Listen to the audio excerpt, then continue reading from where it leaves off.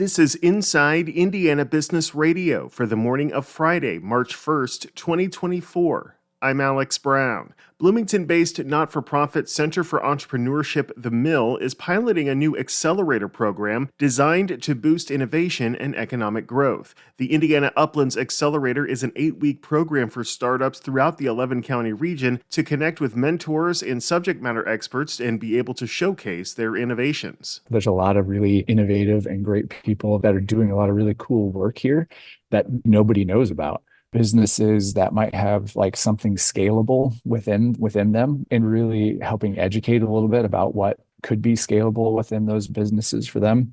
Or, the Uplands region, we've got several large companies that might have some internal innovation projects or products that they're working on that may not align fully to their core mission, that maybe they've thought about spinning out as other companies, but just haven't taken that step.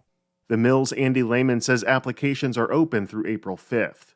The Indianapolis City Market is set to close at the end of the business day today to make way for a major redevelopment project that is expected to put the historic venue out of business for at least 2 years. Construction on the landmark is part of a $200 million redevelopment of the entire block, after which City Market itself will reopen under a private operator. West Lafayette-based life sciences startup Amplified Sciences has secured more funding to further develop its pancreatic cancer diagnostic platform. The company has received 2 investments totaling $108,000 from the Flywheel Fund, which provides capital for early-stage and high-potential startups in Indiana.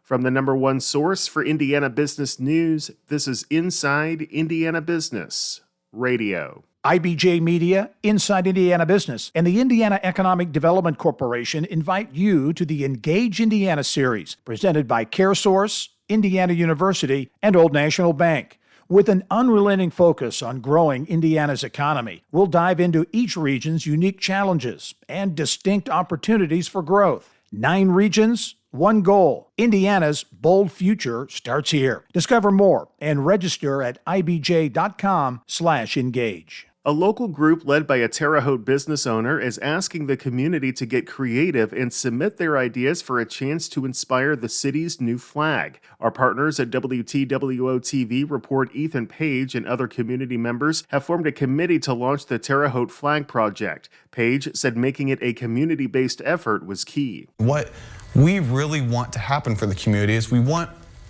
this to be a symbol created by the community, voted on the community. It comes from us, not from, an outside, not from a few small voices that have an opinion. We want the community to have the opinion in creating their symbol and for creating the flag. Residents can submit up to 2 designs for consideration. Submissions must be sent in with a waiver and abide by eligibility rules. The design deadline is April 14th, and the community can see prospective flags and vote on their favorite from April 17th to May 5th. The winning flag will be presented to the Terre Haute City Council on May 9th, and if approved, the city will celebrate the new flag on National Flag Day, June 14th.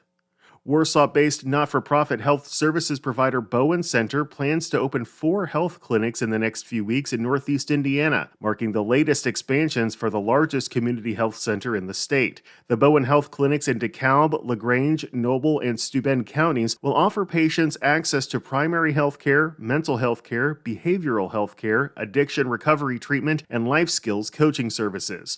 Bowen Center said it is investing more than $4 million into the opening of the 4 new clinics and expects to create at least 31 new jobs.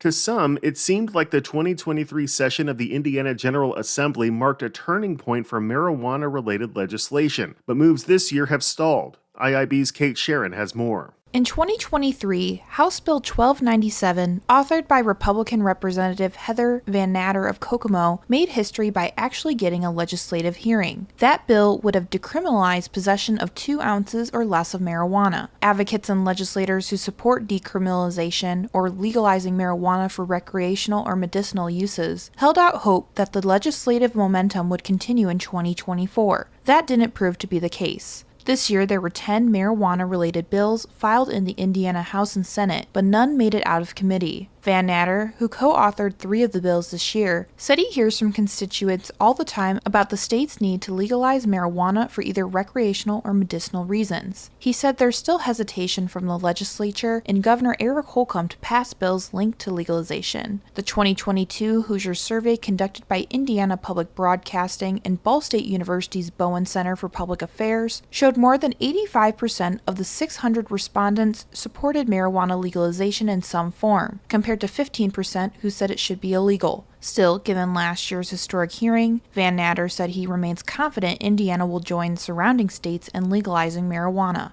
Kate Sharon, Inside Indiana Business, Radio on Demand.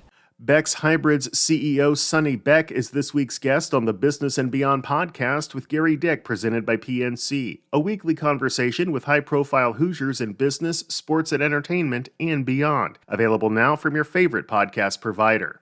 I'm Alex Brown for Inside Indiana Business Radio on Demand.